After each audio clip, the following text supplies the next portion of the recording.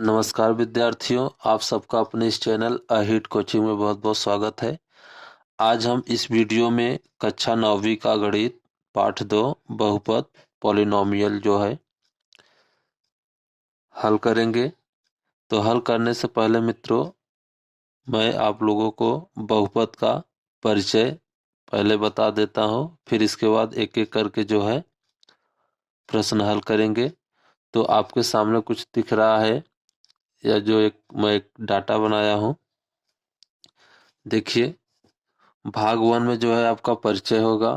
भाग 2 में अभ्यास 2.1 के सभी प्रश्न हल करेंगे।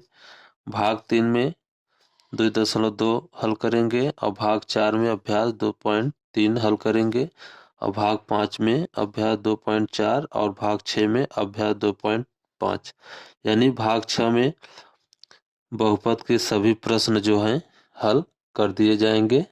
तो भाग 1 आपका परिचय है पहला। तो आइए हम आपको परिचय बताते हैं ताकि इसके अंतर्गत जो भी प्रश्न है आपको हल करने में और समझने में काफी अच्छा लगे और उसे अच्छे से आप समझ सके। तो आइए हम शुरू करते हैं पहला भाग 1 परिचय।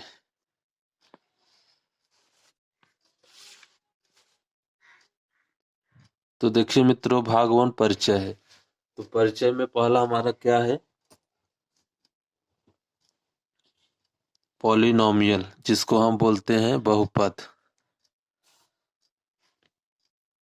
तो देखिए बहुपद, मैं यहाँ लिख देता हूँ बहुपद। पहले मैं आपको बता देता हूँ कि बहुपद क्या है। देखिए, कोई बीजी व्यंजक यदि चर और अचर राशियों से मिलकर जुड़ा हुआ रहता है तो वह तो कहलाता है व्यंजक, ठीक है। तो बहुपद का मतलब इसमें जो है दो या दो से अधिक जब पद रहते हैं तो उसको बोलते हैं बहुपद। तो बहुपद पद में जो होते हैं इसके भाग होते हैं एक पदी, द्विपदी और त्रिपदी। तो एक एक करके हम आपको बताते हैं। तो शुरू होता है यहाँ से। पहला है पद।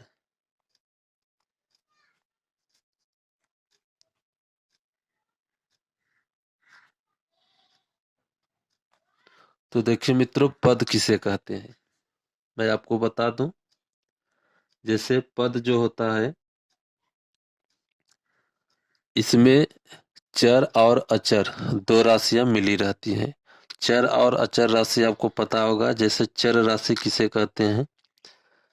एक्स, वाई, जेड, यानी इंग्लिश अल्फाबेट लेटर्स के जो भी अक्षर होते हैं वो सभी क्या है कहलाते हैं? चर कहलाते हैं।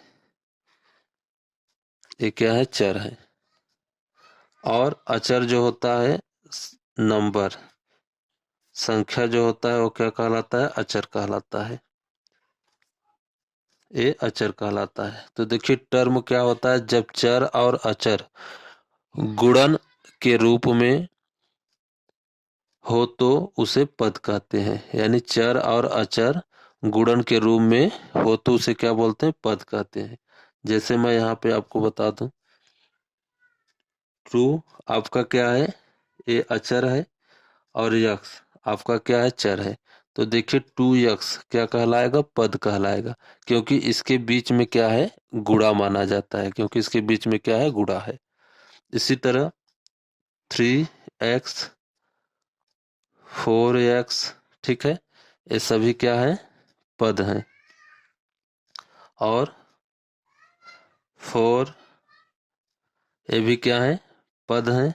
4y पद हैं।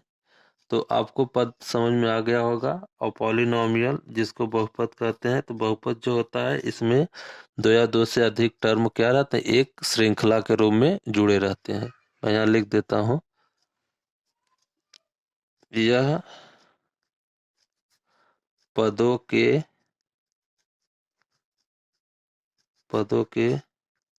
श्रृंखला श्रृंखला पदों के श्रृंखलाओं से जुड़ा जुड़ा रहता है। यानी इसमें दो या दो से अधिक पद रहेंगे तो क्या कहलाएंगे? बहुपद कहलाएंगे। तो आपको पहला हमने बताया पद, तो आपको पद समझ में आ गया होगा मित्रों। तो अब देखिए पद जो होता है इसमें कितने प्रकार के होते हैं ये हम आपको बताते हैं।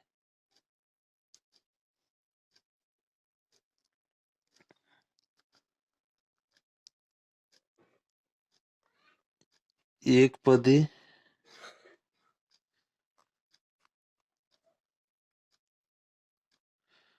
द्विपदी,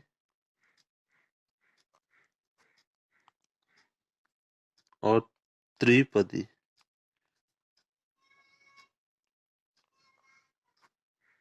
त्रिपदी।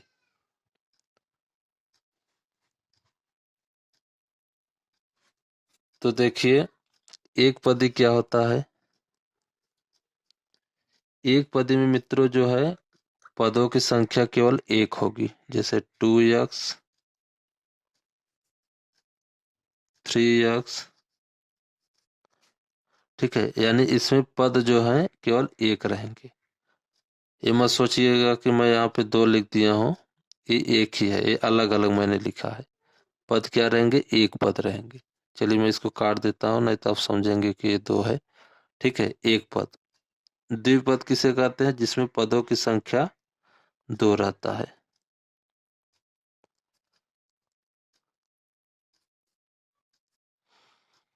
देखिए इसमें कितने पद हैं? इसमें दो पद है, इसमें भी दो पद है ना, तो ये जो दोनों है क्या द्विपदी है। त्रिपदी देखिए जिसमें पदों की संख्या क्या रहे? तीन।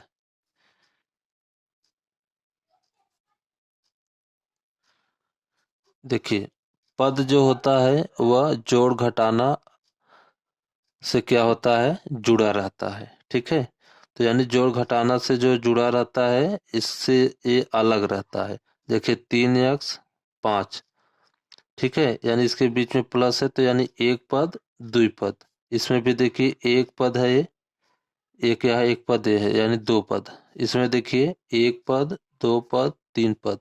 तो इसमें देखिए तीन पद है, इसलिए क्या कहलाएगा? त्रिपदी कहलाएगा। इसमें दो पद हैं, मैं दो एग्जांपल लिखा हूँ द्विपद का, एक ये लिखा हूँ और एक ये लिखा हूँ। तो 3x और +5। ठीक है, इसमें दोनों कितने पद हैं? दो पद हैं। एक 3x पद है और एक 5 पद है, 5 है। ठीक है, और एक पदी में केवल पदों की संख्या एक रहेगी। तो आपको नाम से भी क्लियर हो जाना चाहिए कि एक पदी मतलब जिसमें जिस बहुपद में पदों की संख्या एक होती है उसे हम एक पदी कहते हैं। मैं यहाँ आपको लिख भी देता हूँ। जिस जिस बहुपद बहुपद में पदों की संख्या पदों की संख्या पदों की संख्या एक होती है, एक होती है, उसे एक पदी कहते हैं। उसे एक पदी कहते हैं। इसी तरह मैं आपको बता देता हूँ द्विपदी। जिस बहुपद में पदों की संख्या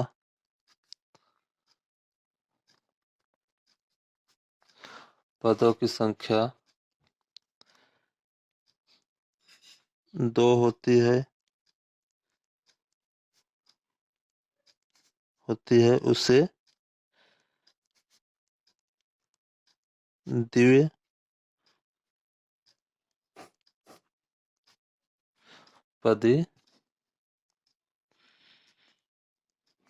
कहते हैं। ये द्विपदी हो गया मित्रों। इसके बाद तीसरा है, मैं यहाँ बता देता हूँ। जिस बहुपद में पदों की संख्या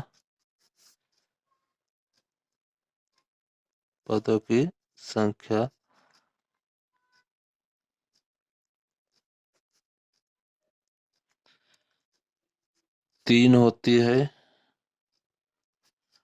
है उसे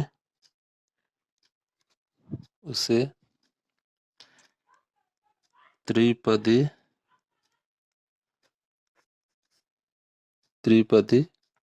बहुपद कहते हैं। मैं यहाँ लिख देता हूँ, पद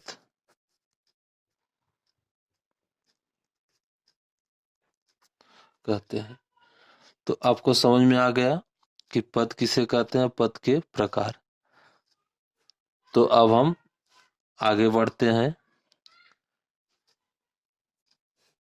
बहुपद के घात। तो अगला हमारा है मित्रों बहुपद के घात। तो देखिए बहुपद के घात में आपको सीखना होगा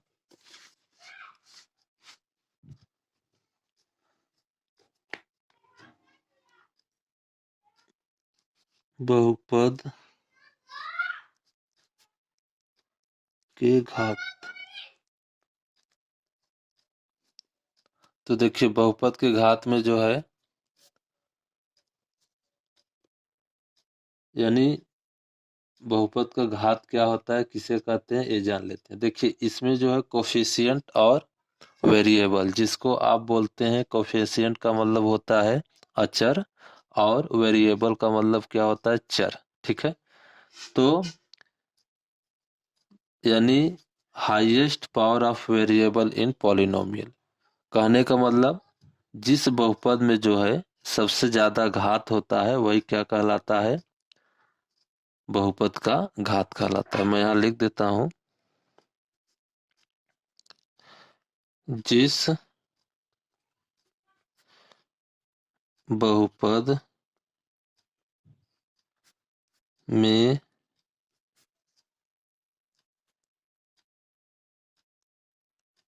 चरों की अधिकतम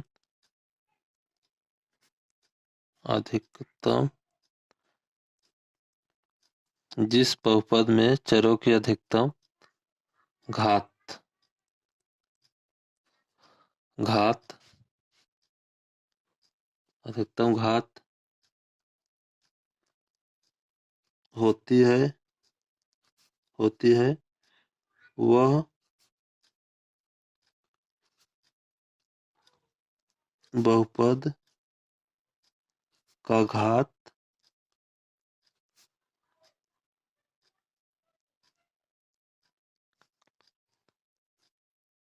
कहलाता है। तो बहुपद का घात का मतलब आपको समझ में आ गया है कि कोई बहुपद दिया रहेगा और उस बहुपद में जो है चरों की अधिकतम घात जितना होगी वही क्या कहलाएगा, बहुपद का घात कहलाएगा। तो जैसे मैं आपको एग्जांपल बता दूं, आपको एग्जांपल से अच्छे समझ में आ जाएगा मित्रों। जैसे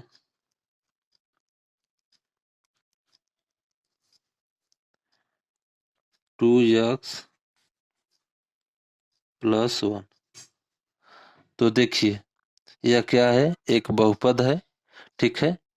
और हमने आपको बताया है कि जिस बहुपद में, ठीक है, इसमें चरों की अधिकतम घात, तो इसमें चर क्या है, यक्स है, और दो आपका क्या है, अचर है। ठीक है। तो देखिए यक्स पर जो है कोई घात नहीं है, तो इस पर घात हम क्या मानेंगे, एक घात मानेंगे। ठीक है। तो इस बहुपद में घात कितना होगा, इसका अधिकतम घात कितना है, एक है, तो इसका होगा एक। ठीक है। मैं यहाँ लिख देता हूँ ऊपर घात। ठीक, एक घात इसका क्या है, एक है। जैसे एक और एग्जांपल, 5x प्लस 3। तो इस पे देखिए यक्स है ना, यक्स आपको क्या इसमें देखना है, केवल चर देखना है, ठीक है। तो चर पे जितना अधिकतम घात होगा वही बहुपद का घात कहलाएगा। तो देखिए यक्स पे कोई घात नहीं है ना, तो इस पे क्या माना जाता है, एक घात इस पे माना जाता है। तो इस बहुपद की घात क्या होगी, एक होगी। अब देखिए मैं आपको बहुपद के घात के बारे में, यानी इसमें तीन प्रकार के होते हैं। जो बहुपद तीन प्रकार के होते हैं, पहला होता है रेखिक रेखी बहुपद, दूसरा होता है द्विघाती बहुपद और तीसरा होता है त्रिघाती बहुपद। तो एक एक करके हम आपको बताते हैं। पहला होता है मित्रों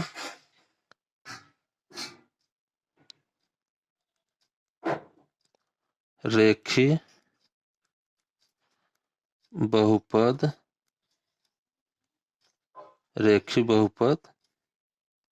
दूसरा होता है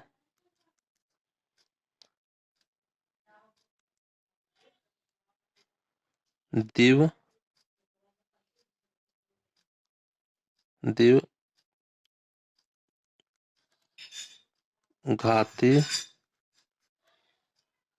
बहुपद। तीसरा होता है त्रि त्रि त्रिघाती बहुपद। तो देखिए पहला रेखिक बहुपद। तो रेखिक बहुपद में क्या होता है, इस पे जो है इस बहुपद में अधिकतम घात जो है एक होगा, तो उसको बोलेंगे रेखिक बहुपद। और द्विघाती बहुपद उसे कहते हैं जिस बहुपद में घातों की अधिकतम घात दो होता है, इसको द्विघाती बहुपद कहते हैं। त्रिघाती बहुपद जिस बहुपद में अधिकतम घात तीन होता है। जैसे देखिए मैंने पहला आपको बताया, इस पे देखिए अधिकतम घात एक है, तो इसको क्या बोलेंगे, रेखिक बहुपद बोलेंगे। दूसरा जैसे 5x² प्लस 3x माइनस 1। इस पे देखिए अधिकतम घात क्या है, दो है ना, तो ये क्या कहलाएगा, आपका द्विघाती बहुपद कहलाएगा। ये आपका जो है द्विघाती बहुपद कहलाएगा। इसी तरह 5x³ प्लस 3 माइनस 1। इस पे देखिए अधिकतम घात क्या है, तीन है ना, तो ये कहलाएगा त्रिघाती बहुपद। तो आपको ये तो समझ में आ गया, रेखिक बहुपद, द्विघाती बहुपद और त्रिघाती बहुपद।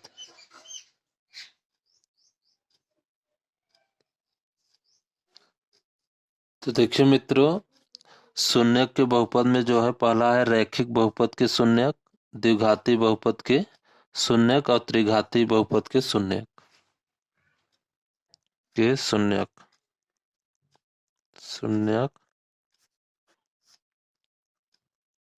त्रिघाती बहुपद के शून्यक।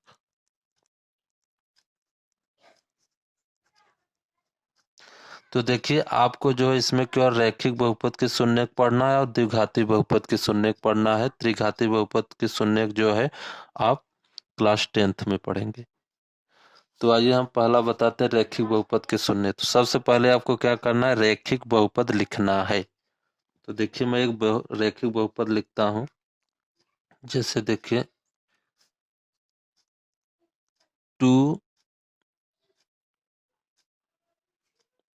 2x plus 1। तो देखिए यदि जो है इसका हम क्या करेंगे, शून्य के बहुपद हमें प्राप्त करना है कि नहीं। तो कैसे निकालते हैं, हमने आपको बताया कि किसी बहुपद में यक्स का वह मान जो बहुपद को क्या कर दे, शून्य के बराबर कर दे। या शून्य कर दे उसे क्या कहते हैं, शून्यक बहुपद कहते हैं। तो यह हमारे पास एक बहुपद है और यह बहुपद किस प्रकार का है, रैखिक बहुपद है। मैं यहाँ लिख देता हूँ रैखिक बहुपद। तो रैखिक बहुपद इसलिए है क्योंकि इस पे जो है अधिकतम घात 1 है। जिस बहुपद में अधिकतम घात 1 होता है मित्रों उसे बोलते हैं रैखिक बहुपद। तो देखिए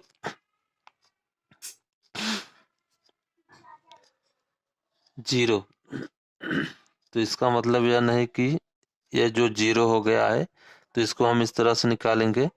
देखिए 2x + 1 बराबर 0, ठीक। तो 2x, अब देखिए यह जो है अचर है, इसको ले जाएंगे इस साइड,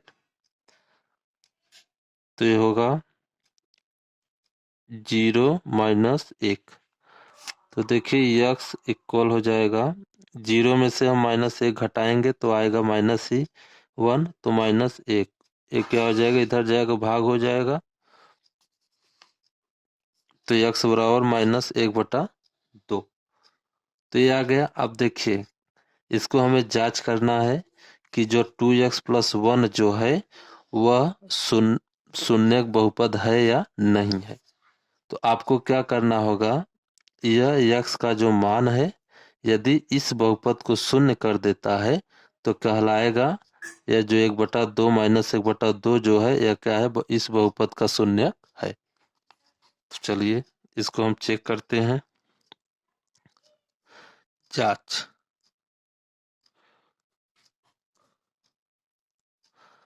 देखिए इस बहुपद में x का मान रखना है, तो चलिए हम रखते हैं 2x + 1 = 0। तो 2 गुणे -1/2 + 1। तो देखिए मित्रों 2 इंटू इसका हम 1 में करेंगे तो क्या हो जाएगा, माइनस। चलिए मैं इसको एक बार लिख देता हूँ, 2 इंटू -1/2 + 1 इक्वल, ये 2 2 कैंसिल हो जाएगा तो बचेगा -1 + 1 इक्वल क्या हो जाएगा, 0। तो ये जो है इक्वल 0 के बराबर हो जाएगा। यहाँ देखिए, तो देखिए इसको हम इस तरह लिख सकते हैं 1 - 1 इक्वल क्या हो जाएगा, 0। तो देखिए 0 के बराबर हो गया, ठीक है। तो -1/2 जो है इस बहुपद का क्या है, शून्यक है, ठीक है। तो आपको समझ में आ गया होगा कैसे हम बहुपद के शून्यक प्राप्त करते हैं।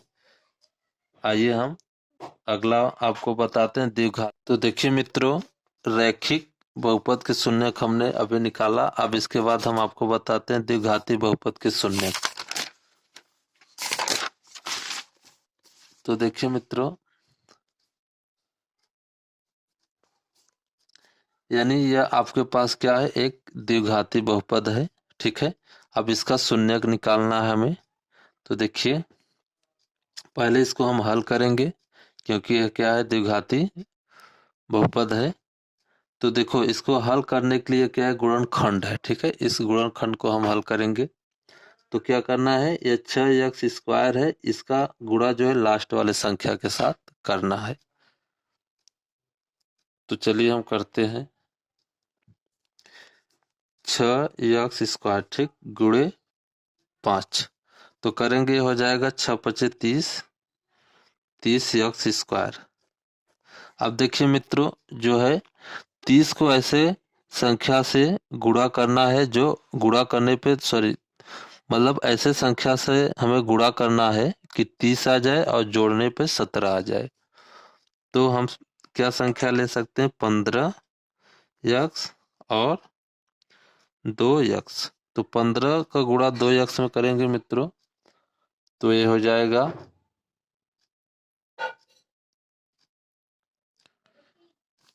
30x² हो जाएगा। अगर जोड़ देते हैं तो क्या हो जाएगा, गुणा करने पे हो जाएगा और जोड़ते हैं तो ये आपका हो जाएगा 17। 17x हो जाएगा। तो चलिए 17x आपका देखिए इसको जोड़ने पे हो जा रहा है, तो 17x की जगह पर हम यह रखेंगे, तो 6x² प्लस 17 जगह पे हम लिखेंगे 15x प्लस 2x प्लस 5 बराबर 0। तो देखिए इसको अब हल करते हैं। इन दोनों में कॉमन क्या मिल रहा है? 3। तो 3x जो है कॉमन मिल रहा है, 3x कॉमन ले लेंगे तो यहाँ बचेगा 2x बचेगा।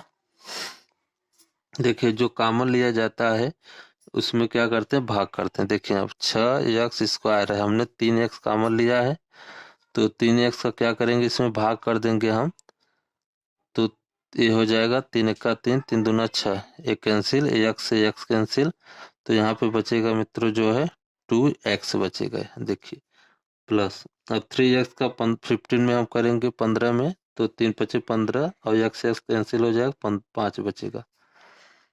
अब प्लस इन दोनों में देखिए कॉमन कोई नहीं मिल रहा है, एक कॉमन लेंगे तो ये बचेगा 2x प्लस 5 इक्वल 0। तो 3x प्लस 1, यहाँ 2x प्लस 5, तो इस तरह से होगा 3x प्लस 1 बराबर 0 और एक होगा 2x प्लस 5 बराबर 0। तो अब इसका शून्यक हमें निकालना है। तो देखिए पहला हम करेंगे 3x प्लस 1 बराबर 0, तो 3x बराबर, देखिए ये 1 को इस साइड ले जाएंगे तो माइनस हो जाएगा, तो 0 माइनस 1। तो देखिए मित्रों 3x बराबर 0 माइनस 1 जोड़ेंगे तो -1 होगा, तो ये हो जाएगा x बराबर -1/3।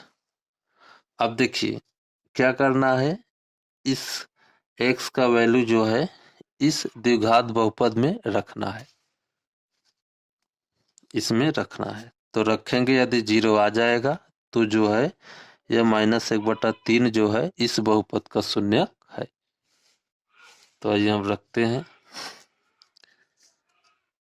द्विघात समीकरण आपका यह है 6x² प्लस 17x प्लस 5 बराबर 0।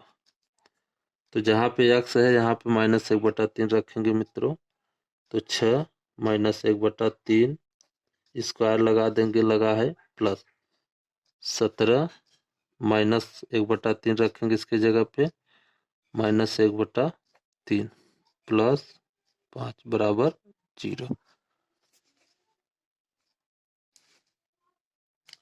तो देखिए आगे 6, अब देखिए -1/3 का जो है स्क्वायर यहाँ हम करेंगे, -1/3 का स्क्वायर ऐसे लिखा है तो इसको 1/3 गुणे 1/3 इस तरह गुणनखंड में लिख सकते हैं। तो देखिए मित्रों -1 का गुणा -1 में करेंगे तो ये हो जाएगा 1, क्योंकि माइनस माइनस प्लस हो जाएगा, 3 त्रिका 9, तो यानी -1/3 का स्क्वायर जो आया हमने हल किया 1/9। तो इसकी जगह पर हम रखेंगे 1/9। अब देखिए यहाँ पे 17 का गुणा -1/3 में करेंगे, जैसे देखिए 17 गुणा -1/3, तो देखिए 17 का गुणा ऊपर करेंगे -1 में तो होगा 17/3, ये माइनस इसके साथ लग जाएगा। तो देखिए इसके जगह पर हम क्या लिखेंगे, -17/3 प्लस 5 बराबर 0। तो देखिए 6 1 का 6, सॉरी ये 3 से कटेगा, तो 3 दूना 6, 3 त्रिका 9।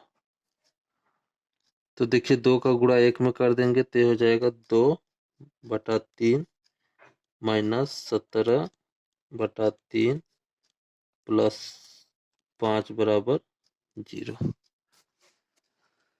अब देखिए मित्रों ये आपका अलग है, इन दोनों के नीचे जो है हर समान है, तो हम क्या करेंगे मित्रों, इसको हल कर लेते हैं।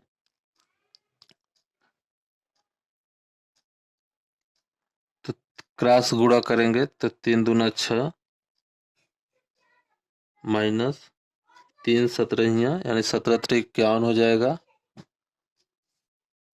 तो 51 3 त्रिक का 9 प्लस 5 बराबर 0। तो देखिए 51 में से हम 6 घटा देंगे तो ये आ जाएगा -45/9 प्लस 5 बराबर 0। तो देखिए 9 का 9, 9 पचे 45 कैंसिल हो गया। तो आ गया मित्रों -5 प्लस 5 बराबर 0। अब देखिए इसको हम इस तरह से लिख सकते हैं 5 माइनस 5 बराबर 0। तो देखिए जो है ये 0 के बराबर आपका आ गया है। हमने अभी आपको बताया जो -1/3 यहाँ पे, तो -1/3 जो है वो 0 के बराबर आ गया है।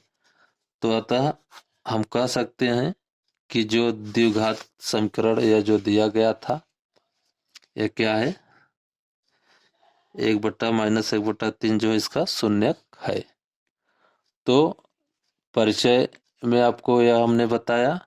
अब इसके आगे हम आपको बताते हैं। अभी यह परिचय चल रहा है।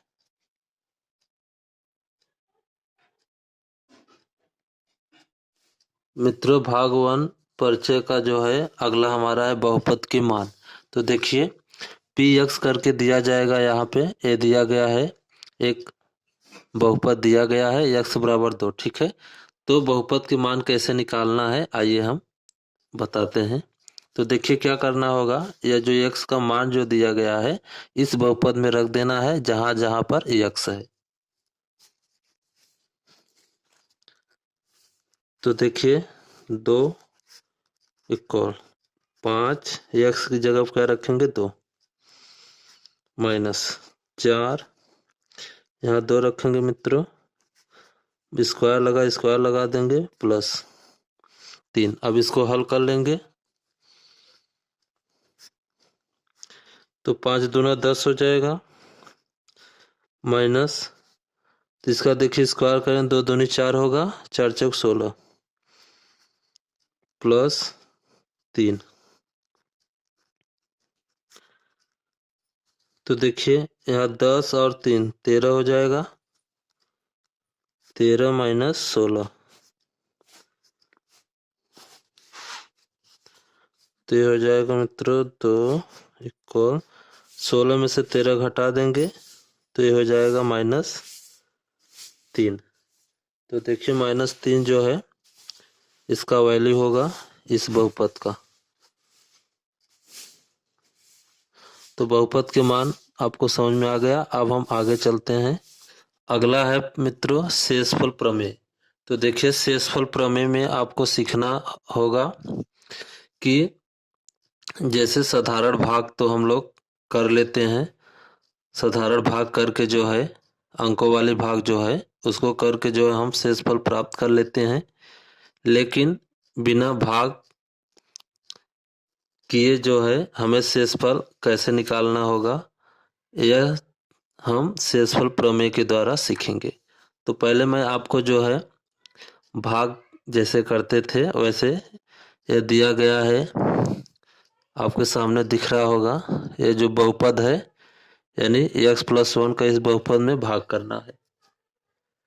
तो आप इस तरह से करते थे, ये भाजक होता था, ये भाज यानी भाजक का भाज में भाग करते थे और भागफल आपको प्राप्त होता था, नीचे शेषफल मिलता था। तो आइए हम इसका इसमें भाग करते हैं।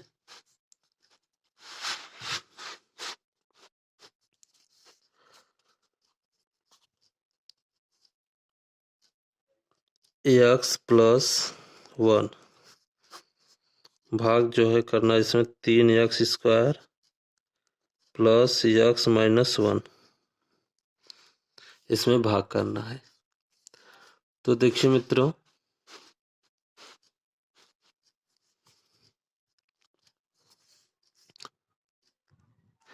तीन यक्स स्क्वायर जो है, ठीक है, हमें यक्स का गुणा करना है, गुणा करके तीन यक्स स्क्वायर लाना है। तो देखिए हम क्या करेंगे, यहाँ पे यक्स का जो है गुणा हम किसमें कर देंगे, तीन यक्स में। तो करेंगे तो ये हो जाएगा तीन यक्स स्क्वायर। तो यानी तीन यक्स का गुणा करने पे तभी तीन यक्स स्क्वायर आएगा। तो यहाँ पे हमने किया तीन यक्स का गुणा करेंगे तो ये हो जाएगा तीन यक्स स्क्वायर। अब इसके बाद प्लस है, प्लस लगाएंगे। अब वन का इसमें गुणा करेंगे तो ये हो जाएगा तीन यक्स। अब देखिए क्या करेंगे, जब इसको घटाते हैं तो चिन्ह बदल दिया जाता है। तो ये प्लस है माइनस हो जाएगा, ये प्लस है माइनस हो जाएगा। तो देखिए प्लस माइनस मित्रों कैंसिल हो जाएगा। यहाँ यक्स में प्लस है, यहाँ माइनस तीन यक्स है। तो तीन यक्स में से एक यक्स घट जाएगा तो बचेगा दो यक्स।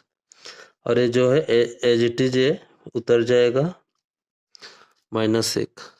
अब देखिए हमें यहाँ माइनस दो यक्स लाना है। तो यक्स का हम कितने से गुणा करेंगे, माइनस दो यक्स आ जाएगा। तो हम माइनस दो का गुणा करेंगे। तो दो का गुणा करेंगे, माइनस दो में यक्स का गुणा करेंगे तो हो जाएगा माइनस दो यक्स।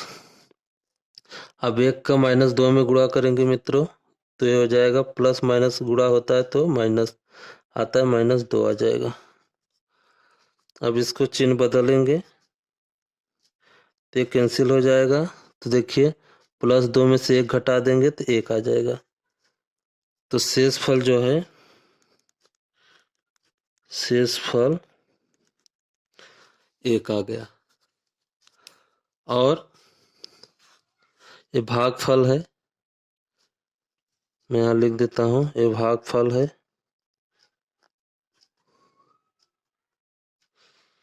ये भागफल हो गया, ये शेषफल हो गया, और ये पहला आपका क्या ये है, यहाँ देखिए ये भाजक है। मैं यहाँ बता दे रहा हूँ ये क्या है, भाजक है।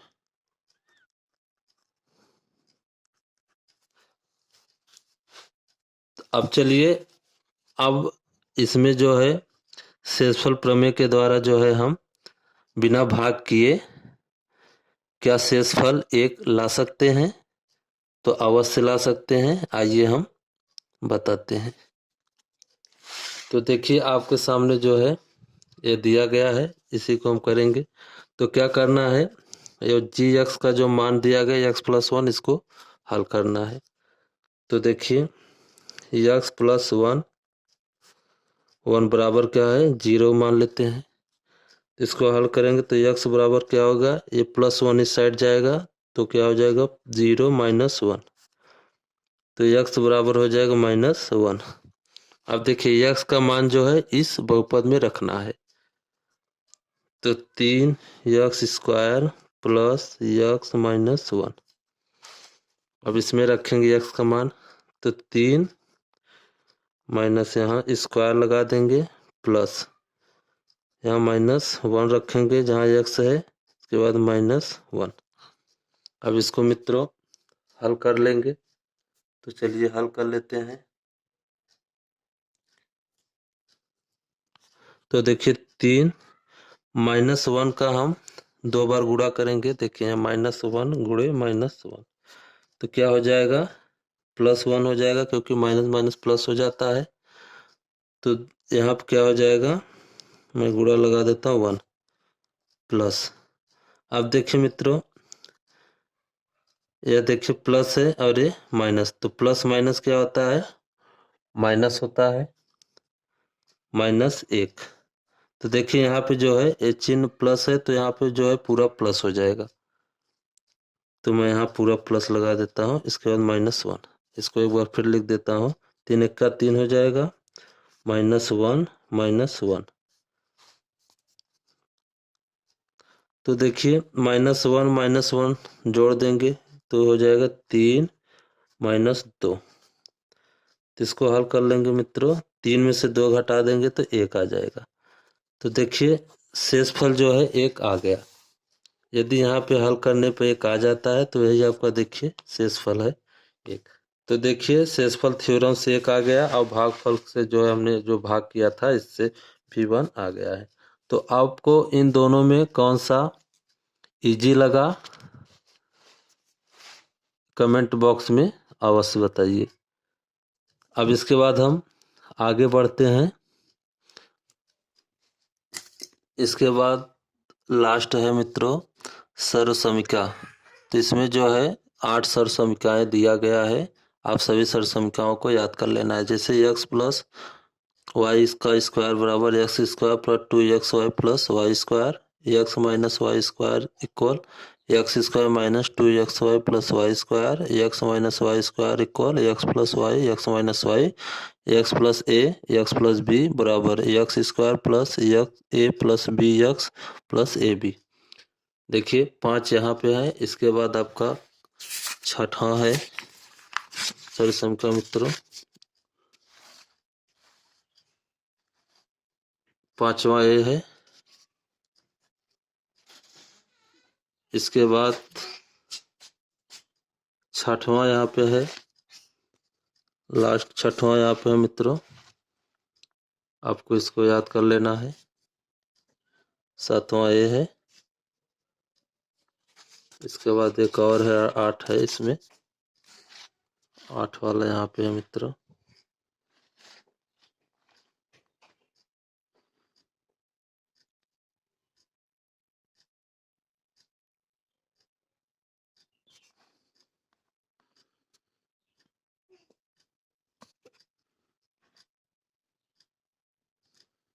तो 8 वाला ए है।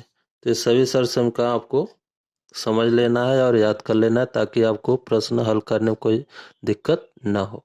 अब हम अगले वीडियो में पाठ 2 के प्रश्न हल करना प्रारंभ करेंगे। धन्यवाद।